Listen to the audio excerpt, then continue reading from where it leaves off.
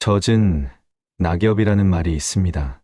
비에 젖어 바닥에 딱 달라붙은 낙엽은 아무리 쓸어도 쉽게 떨어지지 않습니다. 안타깝게도 이 말은 은퇴 후 집에서 아내의 뒤만 졸졸 쫓아다니는 남편을 빗대어 부르는 서글픈 표현이 되었습니다. 평생 가족을 위해 헌신하고 직장에서 전쟁 같은 삶을 치러내고 이제야 겨우 쉴 자격을 얻어 집으로 돌아왔는데 정작 그 집에서 환영받지 못한다는 사실은 우리 중년 남성들에게 너무나도 큰 비극이자 아픔입니다. 당신은 왜 친구도 안 만나? 오늘 점심은 또 집에서 먹어? 아내의 이런 말 한마디에 가슴이 철렁 내려앉고 내가 설 자리가 어디인가 깊은 자괴감에 빠져본 적 없으신가요? 사회에서는 부장님, 이사님 소리를 들으며 존경받았지만 현관문을 열고 들어오는 순간 거실, 소파 한 구석을 차지한 짐짝 취급을 받는 기분. 그 서러움은 겪어보지 않은 사람은 모릅니다. 하지만 여러분, 이 문제를 단순히 아내의 변심이나 여러분의 무능함 탓으로 돌려서는 안 됩니다. 이것은 관계의 구조가 바뀌었기 때문에 생기는 필연적인 진통입니다. 우리는 이 위기를 새로운 삶의 질서로 극복해야 합니다. 그래서 오늘 우리는 조선 최고의 실학자이자 사상가인 다산정약용 선생님을 이 자리에 모시려 합니다. 정약용 선생님은 가장 화려했던 관직 생활 끝에 장장 18년이라는 긴 유배 생활을 겪으셨습니다. 그 유배 생활은 오늘날 우리에게는 은퇴와도 같습니다. 세상과 단절되고 찾아오는 이 하나 없는 낯선 땅, 강진의 작은 방 한 칸에서 그분은 어떻게 무려 500권이 넘는 책을 쓰고 스스로의 존엄을 지켜냈을까요? 그리고 멀리 떨어져 있는 가족과 어떻게 그토록 애틋하고 깊은 관계를 유지했을까요? 은퇴 후 아내와의 관계를 회복하고 나 자신의 무너진 자존감을 다시 세우기 위해 우리가 반드시 기억해야 할 4가지 원칙이 있습니다. 첫째, 타인에게 기대지 않는 홀로서기의 원칙, 신독입니다. 둘째, 존경받는 어른의 태도를 갖추는 원칙, 수신입니다. 셋째, 가까운 사이일수록 지켜야 할 거리의 원칙, 상경입니다. 넷째, 죽는 순간까지 놓지 말아야 할 삶의 목적, 학습입니다. 본격적인 이야기에 앞서 짧은 이야기 하나를 들려드리겠습니다. 여기 평생을 성실하게 일하다 은퇴한 김철수 씨가 있습니다. 그는 퇴직금을 털어 아내와 함께 보낼 노후를 꿈꿨습니다. 아침에 눈을 뜨면 여보, 오늘 아침은 뭐야? 라고 묻고 아내가 외출 준비를 하면 어디가? 언제 와? 같이 가면 안 돼. 라고 묻습니다. 철수 씨는 그것이 사랑이고 관심이라고 생각했습니다. 하지만 아내의 표정은 날이 갈수록 어두워졌고 어느 날 식탁 위에는 차가운 쪽지 한 장만이 남겨져 있었습니다. 제발 나 좀 숨 좀 쉬게 해줘요. 철수 씨는 그 쪽지를 들고 망연자실하여 텅 빈 거실에 홀로 남겨졌습니다. 도대체 무엇이 잘못된 걸까요? 지금부터 다산정약용의 지혜를 빌려 그 해답을 하나하나 깊이 있게 파헤쳐 보겠습니다. 첫 번째 원칙은 철저한 홀로서기, 바로 신독의 지혜입니다. 은퇴한 남편들이 가장 많이 저지르는 실수가 무엇인지 아십니까? 바로 자신의 심심함을 아내가 해결해 주길 바란다는 것입니다. 사례를 하나 들어보겠습니다. 은퇴 1년 차인 박 부장님은 아침에 일어나자마자 거실 소파에 앉습니다. 그리고 주방에 있는 아내에게 말을 겁니다. 여보, 오늘 뉴스 봤어? 여보, 물 좀 줘. 여보, 점심엔 국수나 삶아 먹을까? 아내는 자신의 루틴대로 청소하고 독서하고 친구를 만나러 나가고 싶지만 거실을 장악하고 계속해서 말을 거는 남편 때문에 아무것도 할 수가 없습니다. 박 부장님은 말합니다. 아니, 부부가 대화 좀 하자는 게 잘못인가?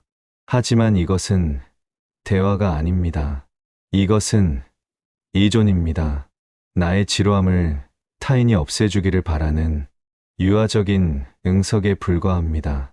다산 정약용 선생은 전라남도 강진으로 유배를 갔을 때 처음에는 주막집 뒷방에 얹혀 살았습니다.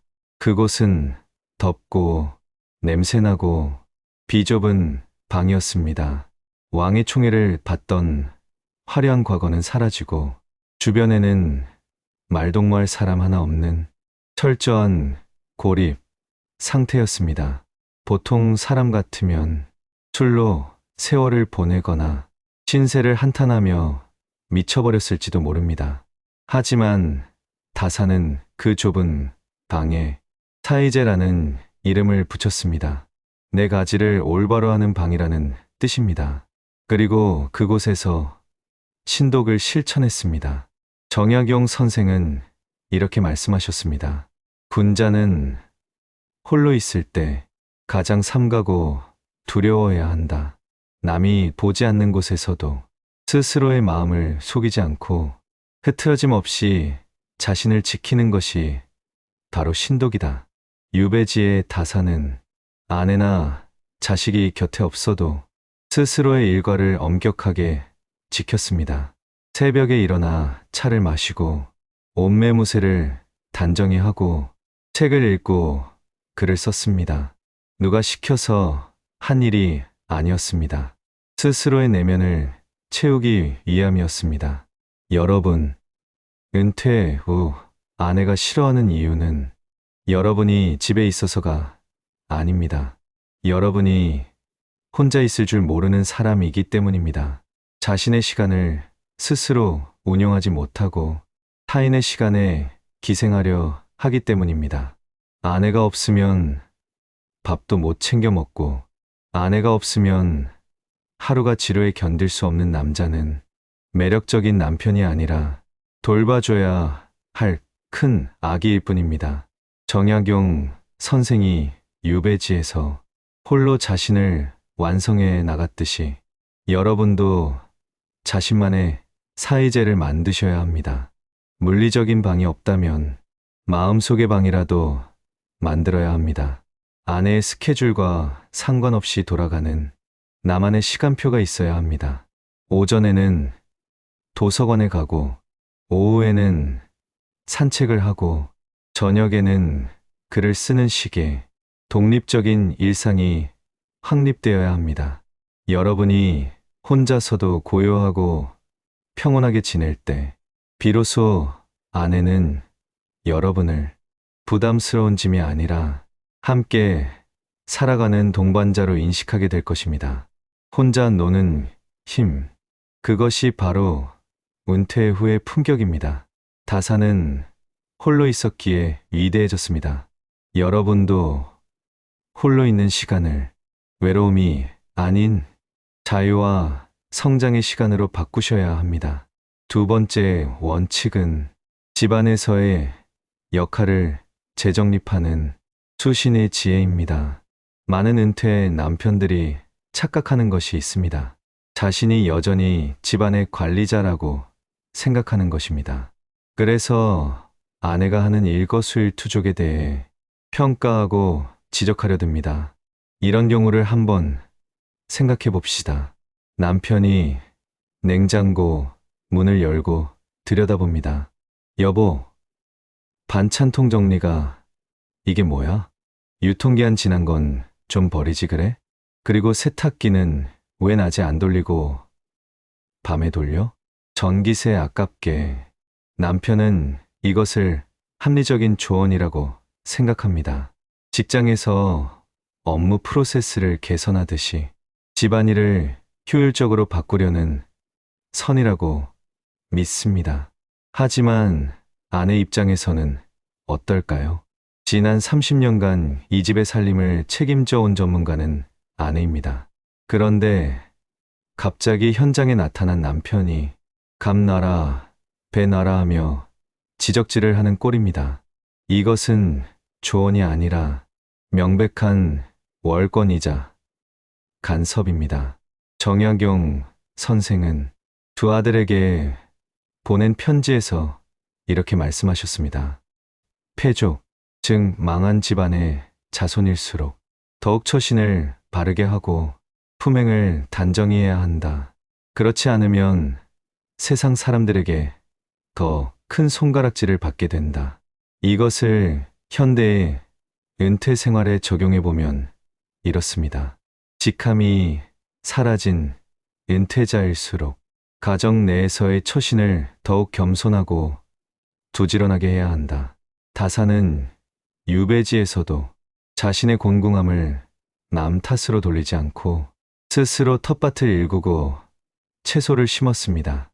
자신이 먹을 것은 스스로 해결하려 노력했고 찾아오는 제자들을 가르치며 자신의 쓸모를 증명했습니다. 그런데 지금 여러분은 집안에서 어떤 역할을 하고 계십니까? 혹시 소파에 누워 리모컨만 돌리면서 입으로만 집안일을 하고 계시지는 않습니까? 집은 회사가 아닙니다. 여러분은 더 이상 지시하는 상사가 아닙니다. 이제 여러분은 가정이라는 공동체의 평등한 구성원으로서 새로운 역할을 맡아야 합니다. 지적하는 감독관이 되지 말고 실천하는 실무자가 되십시오. 설거지를 하더라도 아내의 방식에 맞춰서 조용히 하고 빨래를 갤 때도 아내의 노하우를 배우십시오. 내가 돈 벌어다 줬으니까 이제 대접받아야지 라는 생각은 가장 위험한 망상입니다. 과거의 공로를 내세우며 현재의 봉사를 거부하는 사람은 어디서든 환영받지 못합니다. 정약용 선생이 말씀하신 수시는 몸과 마음을 닦는 것입니다. 은퇴 후의 수시는 내 손으로 내 밥을 차려 먹고 내 주변을 내가 치우는 가장 기초적인 생활 습관에서부터 시작됩니다. 여러분이 스스로의 삶을 건사할 수 있는 자립적인 생활인이 되었을 때 아내는 여러분을 존경하게 될 것입니다. 입을 닫고 몸을 움직이십시오. 그것이 늙어서도 초라해지지 않는 비결입니다. 세 번째 원칙은 가까울수록 그리워하게 만드는 거리의 미학, 상경의 지혜입니다. 상경이란 서로 공경한다는 뜻입니다. 부부 사이는 촌수로 따지면 무촌, 즉 촌수가 없을 만큼 가깝지만 돌아서면 남보다 못한 사이가 되기도 합니다.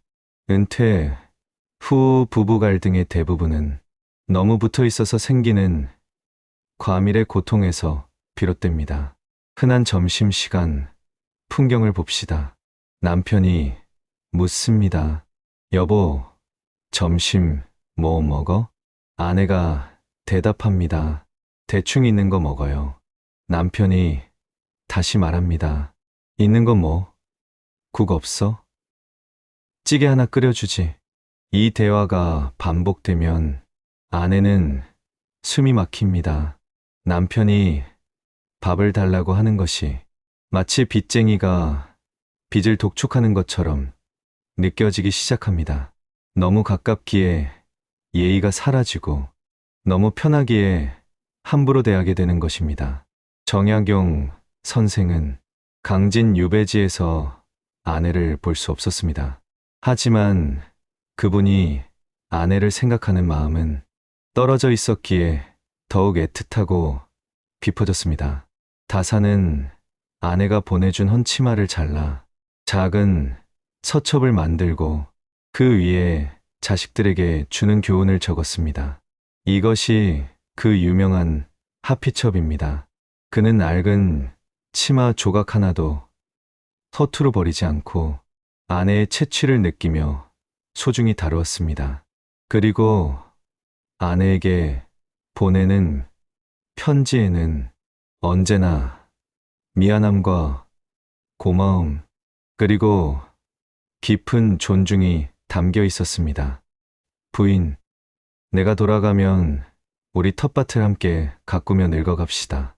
다산의 사랑은 물리적 거리가 있었기에 오히려 정신적으로 더 단단하게 연결되었습니다. 여기서 우리가 얻어야 할 통찰은 무엇일까요? 바로 약간의 거리가 관계를 건강하게 만든다는 것입니다. 은퇴 후 집은 너무 좁습니다. 두 사람이 스문의 시간부터 있기에는 감정의 완충지대가 부족합니다. 그러니 의도적으로 거리를 두셔야 합니다. 각자의 공간, 각자의 시간을 존중해주는 상경의 태도가 필요합니다. 아내에게도 아내만의 동굴이 필요하고 여러분에게도 여러분만의 동굴이 필요합니다. 점심 한 끼 정도는 각자 해결하거나 밖에서 해결하고 들어오는 것이 서로를 위한 배려일 수 있습니다. 가끔은 며칠씩 여행을 떠나 서로의 부재를 느껴보는 것도 좋습니다.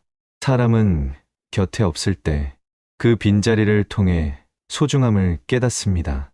항상 눈앞에 걸리적거리는 존재가 아니라 가끔은 그리운 존재가 되어야 합니다. 다산이 유배지에서 가족을 그리워하며 더 훌륭한 가장이 되기 위해 글을 썼듯이 여러분도 아내와 잠시 떨어져 있는 시간 동안 더 나은 남편이 되기 위한 마음의 준비를 하십시오. 부부 사이에도 바람이 통할 길이 있어야 합니다. 그 길을 터주는 것이 은퇴 후 남편이 보여줄 수 있는 최고의 사랑입니다. 마지막 네 번째 원칙은 삶의 마지막까지 놓지 말아야 할 학습의 지혜입니다. 아내들이 가장 싫어하는 남편의 모습 중 하나는 하루 종일 소파에 누워 TV만 보며 멍하니 있는 모습입니다. 눈은 풀려 있고 배는 나와 있고 입만 열면 세상 돌아가는 일에 대해 불평불만만 쏟아내는 모습. 그 모습에서 어떤 존경심도 어떤 매력도 느낄 수 없기 때문입니다. 어떤 분들은 이렇게 항변합니다. 평생 일만 했는데 이제 좀 아무것도 안 하고 쉬면 안 되나? 물론 쉴 수 있습니다.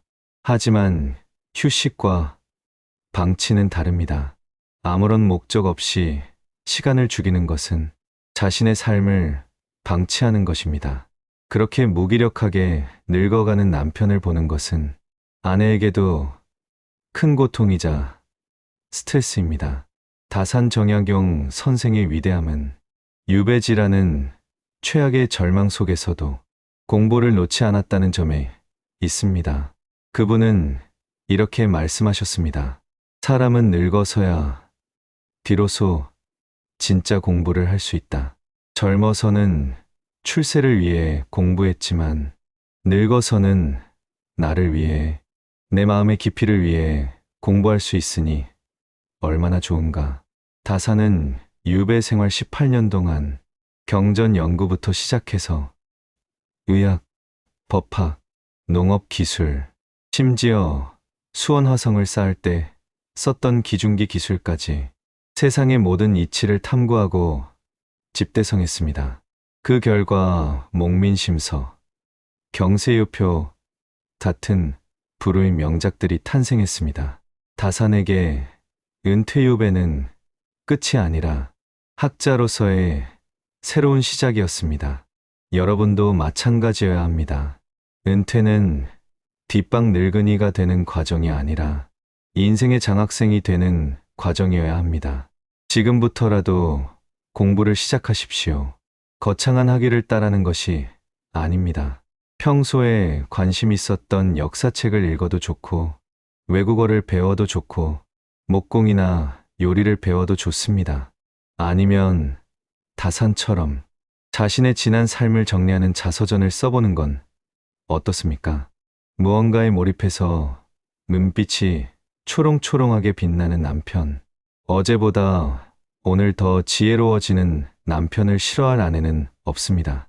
아내는 TV 리모컨을 쥐고 있는 남편이 아니라 책을 들고 있거나 새로운 배움에 도전하는 남편의 등 뒤에서 든든함과 존경심을 느낍니다.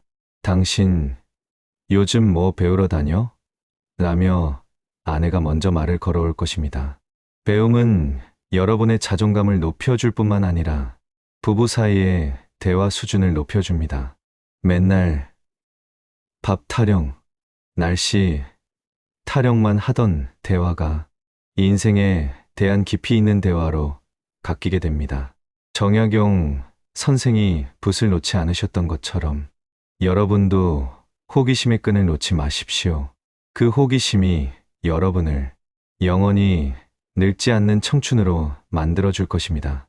이제 우리의 이야기를 정리해 보겠습니다. 은퇴 후 집에서 아내에게 환영받지 못하는 상황.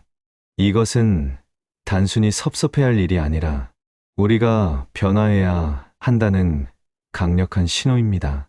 오늘 우리는 다산정약용 선생님의 삶을 통해 4가지 핵심 원칙을 배웠습니다. 기억나십니까? 첫째, 타인에게 의존하지 않고 스스로의 시간을 즐기는 신독의 자세입니다. 나만의 공간에서 나만의 일과를 가지십시오.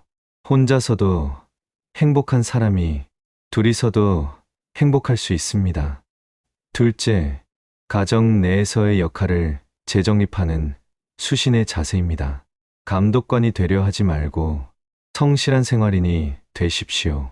내 밥은 내가 차리고 내 주변은 내가 정리하는 것. 그것이 가장의 품격입니다.